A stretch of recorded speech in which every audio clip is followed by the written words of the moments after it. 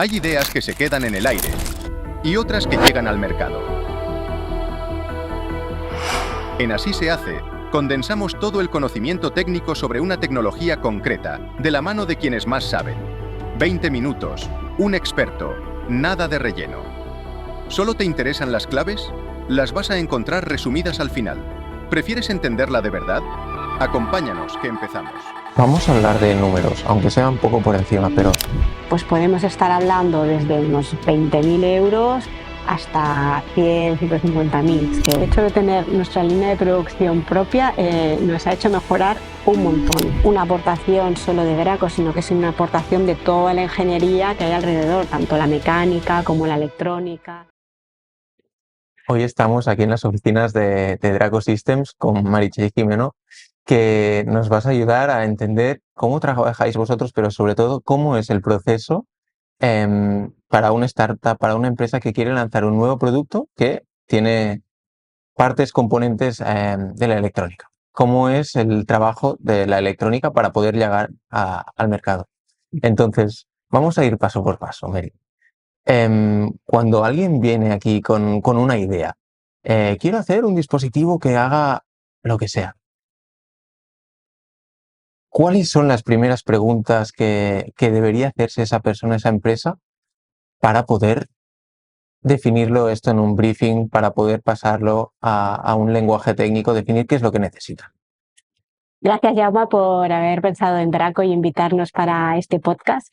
Pues las primeras preguntas que le hacemos a cualquier persona que viene aquí a Draco, aunque parecerá extraño, no son técnicas. Las primeras preguntas que le hacemos es intentar entender el máximo posible de dónde va a ir ese dispositivo electrónico, dónde lo van a instalar, quién va a ser el usuario final, en qué ámbito de trabajo va a trabajar, si va a trabajar pues, en temperaturas altas, en temperaturas bajas, con humedad, con polvo, quién lo va a utilizar, si va a ser una persona técnica o va a ser una persona que no es técnica, cuál es el target cost que tiene el emprendedor, en este caso, en el dispositivo, para que todos estemos un poco alineados en las expectativas antes de pasar a todas las preguntas técnicas. Y luego sí, claro, vamos a entrar en todas las preguntas técnicas de cuántos sensores le tenemos que conectar, dónde va a ir instalado para saber las dimensiones que vamos a tener, hablando con gente como estímulo para saber la parte mecánica, pues qué espacio vamos a tener.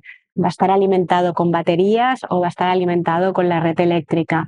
¿Va a tener una interfaz de usuario que va a ser a través de un móvil, de una app, o va a ser con una interfaz HMI a través de una pantalla táctil? O sea, todo este tipo de preguntas son las que luego vamos a ir desmenuzando, pero lo más importante es saber el entorno de trabajo de ese dispositivo inicialmente, para que luego cuando vayamos a pasar los requisitos no nos olvidemos de nada.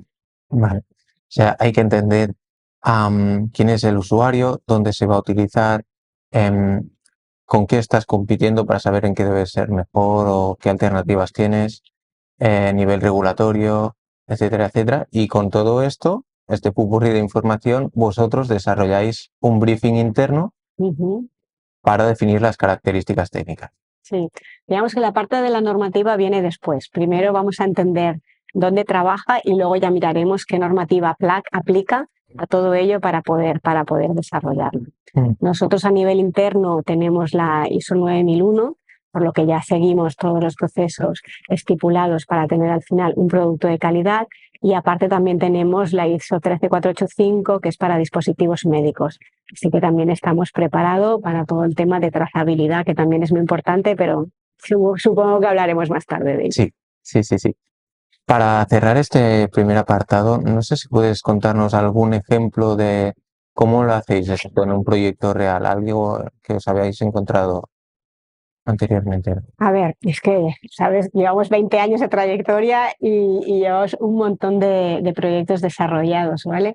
Inicialmente solo les acompañábamos en la parte de desarrollo de ingeniería, de la parte de desarrollo electrónico, pero el típico easy de los clientes fue el que hizo que nosotros fuéramos creciendo con ellos y que actualmente pues tengamos estas instalaciones que luego ya os enseñaré. Una vez se acaba el diseño electrónico, tendríamos que pasar a la parte de prototipado. Entonces, puedes o subcontratarlo a partners que se dedican al montaje de componentes electrónicos, o en nuestro caso lo que hicimos fue traernos, invertir en esa línea de montaje y tenerlo internamente y poder hacer esos montajes internos. ¿Qué nos ha facilitado esto? Que cuando hacemos el layout de un PCB, o sea, cuando ponemos los chips, tengamos ya un pensamiento, un mindset adecuado para después la producción en serie y la escalabilidad. Le vamos a poner un ejemplo, porque esto venía a comentarte que hace un año que hemos abierto la línea de producción a terceros y aquí entonces nos han llegado trabajos de diferentes ingenierías y hemos visto pues errores recurrentes en ellos. Uno, por ejemplo, de ellos es la falta de documentación. O sea, nos llegan las cosas para producir, pero la documentación no es exhaustiva, no está al 100% acabada y eso crea problemas a la hora de fabricarlo. Imagínate si ahora solo lo hacemos en unos prototipos, cuando tengamos esto que escalarlo, ese error pues se multiplica por X, ¿no? Entonces es muy importante, sobre todo, la documentación. Y esto nos ha pasado, por ejemplo, en un producto médico que ellos ya habían desarrollado un primer prototipo, lo habían fabricado en otro montador y vinieron a nosotros para que les ayudáramos en la industrialización, ¿no? No habían pasado las pruebas de certificación, teníamos que ver cómo mejorar ese diseño que ya se había hecho para poderlo certificar. Y aparte para luego poderlo hacer fabricable, ¿no? Que le pudiéramos aplicar toda una serie de test una vez que has fabricado los prototipos y tienes el producto cerrado, pues que puedas hacer toda una serie de test que dé garantías para que si esto va al mercado final, todo funcione, ¿no? Entonces, este equipo en particular nos vino con un producto médico porque como tenemos la ISO, les interesaba buscar un proveedor crítico que tuviera la ISO, pero nos dimos cuenta de que la documentación era insuficiente.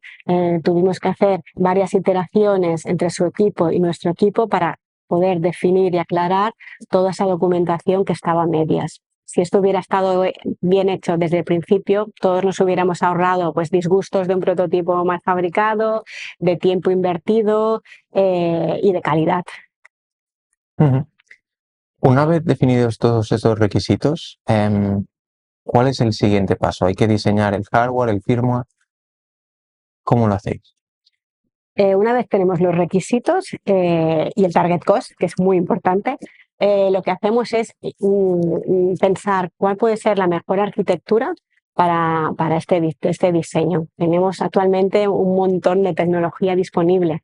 Entonces, a lo mejor puedes diseñarlo con un microcontrolador pues, que tiene un tipo de prestaciones, pero que a lo mejor es un Ferrari y con este tipo de producto, con un Seat Panda, vamos perfecto. Entonces, primero hemos de definir la arquitectura. Cuando dices la arquitectura, ¿de qué estamos hablando exactamente?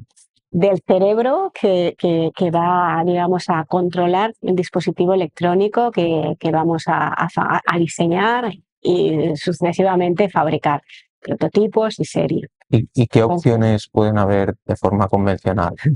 Tenemos desde microcontroladores básicos, ¿vale? Que simplemente pues tienen una serie de entradas y salidas que pueden ser digitales o analógicas, te permiten hacer una serie de funcionalidades, alguna interficie de comunicaciones y ya está, hasta otro tipo de arquitecturas tipo una FPGA o un DSP, pues que te permite hacer todo tipo de, digamos, de operaciones en tiempo real mucho más rápidas y muy complejas, ¿vale? Con un montón de entradas y salidas y mucho más compleja. Entonces depende del tipo de producto que tienes. Las FPGAs, por ejemplo, se utilizan más en productos tipo vídeo porque necesitamos hacer pues, un análisis más rápido del streaming que nos está entrando de vídeo para hacer un análisis en tiempo real. En cambio, pues un microcontrolador pues, puede ser para un dispositivo IoT que simplemente estamos mirando unos sensores, cogiendo unos datos y según los valores, pues enviamos unos datos a un cloud. Vale. ¿Tenemos ya la arquitectura definida? La arquitectura, ¿vale? Una vez tenemos la arquitectura, el segundo es seleccionar los componentes. es muy importante pues saber qué tipo de periféricos vamos a necesitar, si vamos a necesitar un motor, si vamos a necesitar un sensor, si vamos a necesitar un microcontrolador, lo que sea que hayamos decidido. Primero es seleccionar de qué marca van a ser, si va a ser de este fabricante, de este otro fabricante.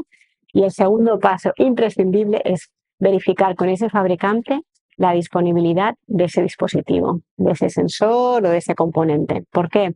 Porque muchas veces vamos tirando de sensores que conocemos, de microcontroladores que conocemos, pero a lo mejor la estrategia de ese fabricante ha sido obsoletar ese producto y no fabricarlo más. Y una vez tú has acabado tu diseño, que puede estar durando de 6 a 6 meses, a 12 meses, y lo quieres que ir a fabricar y para los prototipos, pues aún lo tienes, pero lo quieres ir a fabricar luego en serio y dices, producto en obsolescencia, producto en alocación, y se te queda una cara de tonto porque eso significa volver a rediseñar.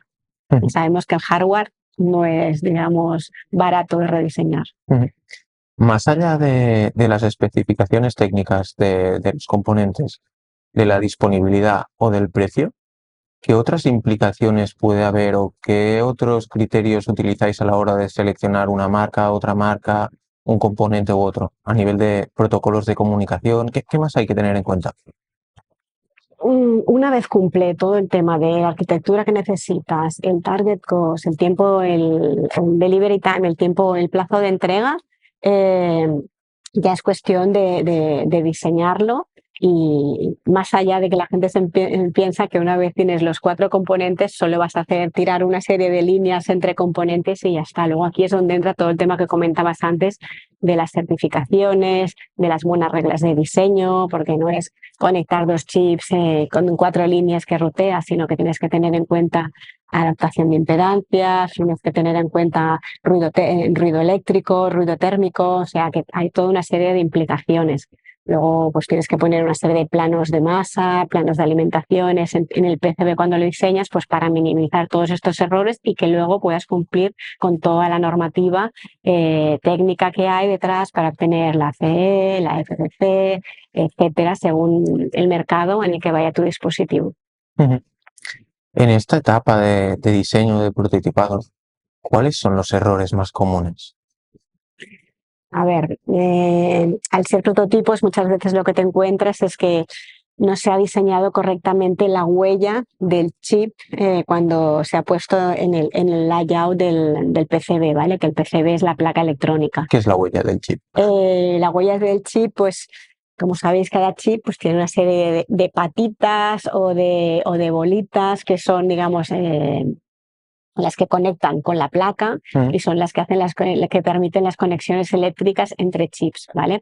Pues tú como diseñador tienes que reproducir esa huella que se le llama, ese footprint, para que lo puedas plasmar en el PCB y tú puedas soldar ese chip, porque en esa huella que tú diseñas es donde se pondrá el estaño, que es como si fuera el pegamento, para que luego tú puedas poner el chip encima. Muchas veces nos encontramos que sin errores, por ejemplo, al seleccionar el componente, que tú has seleccionado un componente y lo has puesto en el BOM, en el Bill of Materials, en el listado de materiales, una terminación que significa que es por ejemplo, un conector, hay un chip que tiene un formato de un SOIC 32, me lo invento, o 16, y luego, en cambio, cuando vamos a comprar ese componente, su huella es un QFN, que en vez de ser rectangular, pues la otra es un cuadradito con unos puntitos. Y claro, vas a querer montar eso y ves que no te cuadra el dibujito que tienes en el PCB con el componente físico que tienes en la mano. Y ese es un problema y un error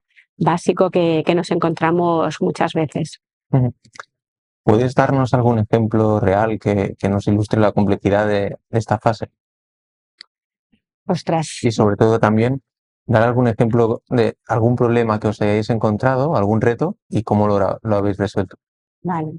Pues mira, un reto que nos hemos encontrado aquí eran unas placas que fabricábamos para un cliente que le diseñamos unas cámaras de seguridad. ¿Vale? Y estas cámaras que fabricamos más de 30.000 unidades. Así que imagínate, estas cámaras cada vez que las fabricábamos teníamos con diferentes... De hecho, fue el por qué tenemos hoy la línea aquí. Siempre que la fabricábamos teníamos un componente que salía desplazado, pero siempre. Le preguntábamos al montador que nos lo montaba cómo es que salía desplazado, si podíamos hacer algo, no podíamos hacer nada, y siempre nos decía que no, que ya estaba bien, que no teníamos que tocar nada, que ya vigilarían más en la siguiente fabricación. Volvíamos a fabricar y pasaba lo mismo. ¿Qué hacíamos nosotros? Pues cambiábamos de montador. Este no sabía suficiente. Cambiábamos ya que no nos daba respuesta y todo seguía igual. Cambiábamos de montador. Volvíamos a tener el mismo problema recurrente y nadie seguía sin decirnos nada de cómo solucionarlo. Entonces, como estábamos cansados, esa fue una de las razones por la que hoy tenemos la línea de producción aquí. La primera vez que fuimos a fabricar esta placa aquí, como te imaginarás, estábamos todos ahí súper alertas para ir a montar ese componente, que no solía desplazar o que no hubiera nada. ¿Qué pasó? Pues que cuando lo montamos la primera vez, perfecto antes del horno, salió del horno y salió desplazado. Bueno, y entonces aquí, como somos ingenieros, ¿qué había podido pasar? Compramos una cámara para meterla dentro del horno y poder ver cuando se estaba montando qué sucedía, porque antes del horno estaba bien. ¿Y qué sucedía? Pues aerodinámica. Una vez pasamos la placa por dentro del horno, está simplemente todos los chips posicionados y aún no se han soldado, aún no se ha hecho la curva de temperatura adecuada en el estaño para que esos chips se puedan adherir a la placa correctamente. Y al entrar, eso lo que crea son unas corrientes térmicas, un aire térmico dentro de la placa y hacía un pequeño desplazamiento que era nada, menos de 1 milímetro, pero que hacía que ese chip no se soldara bien.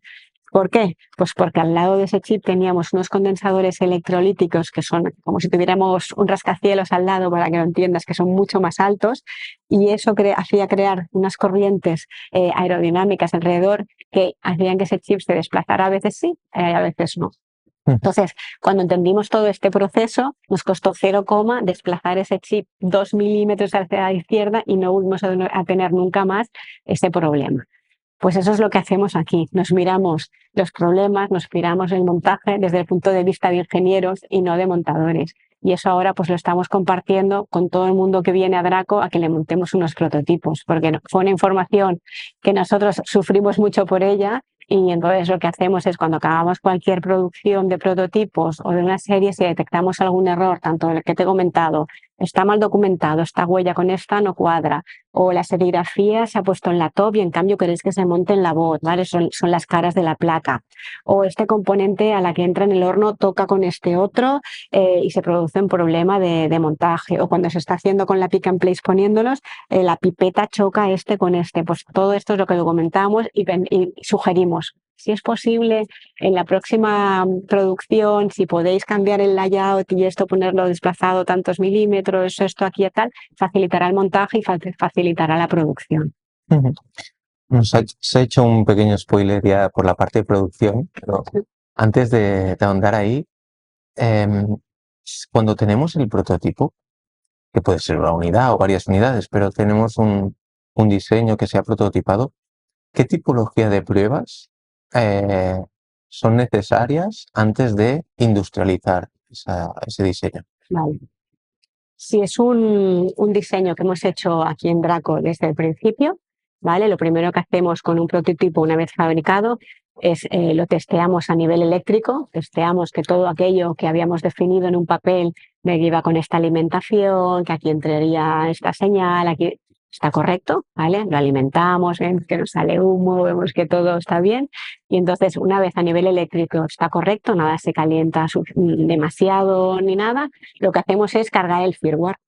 El firmware es un software que desarrollamos aparte de la parte de hardware específico para ese hardware que hemos diseñado. Entonces, este firmware lo que hace es, por un lado, si tenemos comunicaciones, pues es un driver para las comunicaciones. Si tenemos un sensor, pues también es la lectura analógica, la transformamos a digital y vemos que los datos de este sensor lo estamos leyendo. Si tenemos un LED, si se enciende o no se enciende. Si tenemos una pantalla, pues también hemos desarrollado toda la interfaz de la pantalla y vemos si la pantalla pues se ilumina el backlight, vemos si tiene un touch panel, pues si el touch se puede tocar, si recibimos valores, vemos si en la pantalla podemos pintar algo. Y una vez todo esto, digamos, lo tenemos en marcha, igual que toda la parte de alimentación, si se alimenta por batería, vemos si la batería lo está alimentando, si se alimenta por red, vemos si la red está llegando y está dando todas las tensiones y todo se está alimentando correctamente. Lo que hacemos es desarrollar la aplicación de lo que tiene que hacer, ¿no? Pues si tiene una pantalla, pues tendremos que diseñar pues, las diferentes iconas, las diferentes pantallas que nos permitirán hacer la interfaz de usuario y no sé. Si en la interfaz de usuario dice, pues toca este botón para que se abra una cerradura, pues tocaremos esa pantalla y vemos que el accionador de la cerradura pues se ha abierto. O para que recibas la lectura de este sensor, pues tocaremos y vemos si está haciendo la lectura de ese sensor. Y todo esto es la aplicación, el firmware que nos ha pedido el cliente, que son las funcionalidades de cómo ha de funcionar ese producto que tenemos que programar y cargar en ese prototipo. Entonces, muchas veces cargamos eso esperando que funcione y ves que no funciona, pues que no hacemos la lectura adecuada del sensor o que la pantalla no se ilumina o que la alimentación por la batería no nos llega correctamente o no se puede volver a cargar y ahí es donde tenemos que investigar si hay un error en nuestro diseño, hay un error en la fabricación del prototipo o dónde está el problema para que ese prototipo finalmente sea funcional. Una vez tenemos el prototipo funcional, lo que hacemos es que ya hemos testeado toda la parte eléctrica, le hemos cargado este firmware final con los requisitos y las funcionalidades que nos había pedido el cliente. Lo que hacemos es dárselo al cliente para que pueda probarlo, para que pueda hacer un montón de pruebas de ver si es realmente lo que ellos esperaban o no, o necesitan que les hagamos una reprogramación de alguna parte porque realmente no es lo que ellos querían, o ven algún tipo de bug, de error que nosotros no habíamos detectado, porque nosotros aquí lo que hacemos son pruebas de laboratorio, entonces luego esto se tiene que ir al mundo real. Entonces, normalmente nosotros lo que hacemos es la placa, y entonces en esta parte, para que vaya, digamos, al usuario final, lo que se tiene que hacer es como una carcasa, lo sabes tú mejor que yo, pues una carcasa hecha con un prototipo 3D o algo, pues para que se pueda poner esa electrónica dentro, cierres y veas pues ahí y comprobar pues esas partes, ¿no? En plan, si hay un botón, pues que ese botón toca realmente en la parte que nos interesa de la carcasa, sí. Si hay un display, queda bien puesto, se ve bien, la luminosidad pues le tienes que poner un poquito más fuerte o lo que sea, todo está correcto. Los agujeros que se han dejado en la placa para poner la tornillería son correctas, ostras, no, habíamos previsto que era paramétrico 3, os habéis equivocado, yo era paramétrico 2. Pues todas esta serie de cosas que compartimos con los diseñadores mecánicos, o dónde se ha puesto el motor, ostras, pues no se ha puesto aquí y gira al revés que como lo habíamos previsto, pues se tiene que volver a reprogramar para ver que realmente todo cuadra, porque al final no es, digamos, una aportación solo de Graco, sino que es una aportación de toda la ingeniería que hay alrededor, tanto la mecánica como la electrónica, como digamos, la visual de la envolvente de fuera, ¿no? El diseño que pueda tener afuera esta envolvente para que sea atractivo el producto. Vale, vamos a hablar de números, aunque sea un poco por encima, pero toda esta fase de primero definición del reto y todo su contexto, la etapa de diseño, generación de prototipos, test de los prototipos, certificarlos, etcétera, etcétera. En tiempo y en coste, obviamente va a depender mucho de la tipología de proyecto. Pero ¿podrías darnos una horquilla estamos hablando de pocas semanas o de meses, de años de trabajo? Pues podemos estar hablando desde unos 20.000 euros hasta 100, 150.000, que puede ser, depende del tipo de proyecto y la complejidad que haya al detrás. Luego esto sería para la parte, digamos, de diseño hardware. Bueno, hardware y firmware, pero luego habría la parte de las certificaciones. La parte de las certificaciones tienes que ir a un centro homologado que te permita hacer estas pruebas, porque ellos tienen pues sus cámaras anecoicas con todos sus dispositivos, generadores, analizadores y tal, para estar midiendo todo el tema este que te he comentado de la inmunidad, radiaciones, etcétera, de tu dispositivo. Lo tienen que hacer en vertical y en horizontal. Bueno, es mucho más complejo de lo que te he contado. Y esto, la verdad, que mucha gente se sorprende porque son unas pruebas bastante, con un coste bastante elevado. mínimo que estamos hablando son de unos 10-15 mil euros.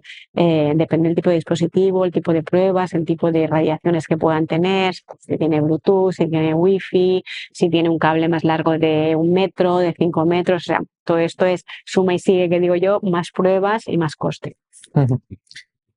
Vamos a entrar ahí, en la parte de producción. ¿Cuáles son los retos principales a la hora de producir la electrónica que habéis diseñado? Muchos. A nivel interno, como te he dicho, el hecho de tener nuestra línea de producción propia nos ha hecho mejorar un montón, porque lo que te he comentado antes del layout, que consiste en hacer el placement de los chips en una PCB que tendrán unas dimensiones determinadas, puede ser alargada, puede ser redonda, puede ser cuadrada o puede tener formas raras, ¿no? Porque dependerá de la mecánica que se va a hacer. Tú aquí tienes que poner los chips que te quepan, todo el diseño que has hecho en esas dimensiones que te han dejado, ¿no? Los mecánicos. Entonces, tienes que cumplir con todas las premisas del tema de la normativa. No puedes ponerlos como quieras porque entonces no vas a cumplir con las premisas de la normativa. Entonces, tienes el reto de ver cómo posicionas cada chip, cómo lo conectas, el tamaño de la distancia de cada pista, que no tengan una longitud más grande, más pequeña y tal. Y luego, aparte, tienes que hacerlo fabricable para una línea de producción. En una línea de producción, por ejemplo, hay veces que nos ha enviado alguien a producir unos prototipos, que nos ha enviado la placa sola. Entonces decimos, a ver, esto es un proceso, una línea de producción, va en unos conveyors, como unas bandejas, que va pasando la placa en donde se van poniendo los chips. Si yo no puedo coger esa placa, si no es previsto tener esa placa un marco para que la podamos coger y la podamos ir pasando, no lo podemos fabricar. Entonces, esto es un error que nos ha llegado varias veces de, no, ya te envío yo el PCB y tú solo tienes que poner los chips. Y nos llega el PCB, pero claro, no está preparado para que nuestras máquinas lo puedan coger y lo puedan montar. Entonces, se ha de tener en cuenta esto. Se ha de tener en cuenta la disposición de los chips dentro de la placa. ¿Por qué? Porque esto hay unas máquinas que se llaman pick and place, que lo que tienen pues es un revólver con un montón de pipetas que tú pones y lo que hacen es succionan el componente, lo miran, que esté bien posicionado y que sea el correcto, hacen una foto que sea el correcto que hemos programado anteriormente, la posición, y lo depositan en la placa. Esto piensa que lo hacen cada pick and place tiene un revólver de 12 pipetas y es capaz de poner 80.000 componentes la hora. Así que imagínate la velocidad a la que van estas máquinas que te cogen el componente. Para mí es magia, mira que soy ingeniera. Cogen el componente, miran que esté bien, le hacen una foto, lo ponen, pum, 12 a la vez, chup, vuelven a coger, bueno, para ponerte 80.000 a la hora. Bueno, si estás ahí delante viéndolo, cómo lo están posicionando, no ves. O sea, va tan rápido que es incapaz de que lo puedas ver. Entonces, esto va tan rápido que mucha gente no ha previsto que pones componentes muy pequeñitos al lado de otros componentes más grandes y que sin querer este revólver pues le pueda dar un golpecito a unos de los chips más grandes con los otros que están más pequeñitos más abajo y que luego provoque problemas cuando entran en el horno porque ha habido un pequeño desplazamiento. Pues esto, claro, es una cosa que en la carrera yo no había visto nunca. Ningún ingeniero ha visto nunca. No te llevan a ver cómo es un proceso de producción. Entonces, aquí hemos tenido la suerte que lo han podido ver. Al ver esto, pues nos ha hecho que cuando nosotros hacemos el placement, montamos el layout de las placas, lo hacemos ya pensando cómo se van a tener que fabricar después, lo que es posible y lo que no es posible, porque hay cosas que no son posibles por mucho que quieras fabricarlas, a no ser que sean manuales. Entonces, sí, manualmente lo puedes llegar a poner, pero claro, luego a nivel de costes es inviable. Entonces, por un lado, la gente cada vez quiere ser más competitiva en costos y tal, pero hacen unas fabricaciones o unos diseños muy complejos de que se puedan montar de manera automática. Entonces, lo que hemos de pensar es esto, es que cuando vamos a hacer un diseño para fabricar de manera escalable luego y en serie, lo que queremos es que no hayan personas involucradas en el proceso, o sea, que sea lo máximo automático posible. Entonces, se ha de pensar muy bien en esa topología. Otra cosa que nosotros también hacemos en nuestra línea de producción es tener trazabilidad total. Entonces, uno de los componentes que ponemos by default en nuestras placas es un QR, y este QR lo que sabe es todos los componentes que estos revólveres han ido poniendo encima de la placa, cuáles serán. de qué proveedor vinieron, cuándo entraron en Draco, cuánto tiempo han estado. ¿Por qué? Pues porque uno de los problemas que nos encontramos nosotros con el tiempo es que tú compras los chips, aunque los compres a un distribuidor oficial o al fabricante directamente, pero todos somos personas y puede haber un error. Entonces, estos errores a lo mejor no se detectan hasta el cabo de 6 meses o un año. Entonces, nosotros nos encontramos en un cliente que tenía desplegados más de 20.000 dispositivos, que de golpe el fabricante nos envió un aviso de que les había salido una partida de 1.000 unidades que estaban afectadas que nosotros les habíamos comprado, una partida que nosotros les habíamos comprado, que la memoria, después de utilizarla 1.000 veces, dejaba de funcionar. Imagínate, y teníamos estos dispositivos distribuidos por el mundo, porque estaban dentro de estos 20.000 y no sabíamos cuáles eran. Pues la verdad fue un problema bastante importante, porque de golpe y porrazo pues se le iba muriendo al cliente por aquí y por allí. Pues era este problema, recógelo.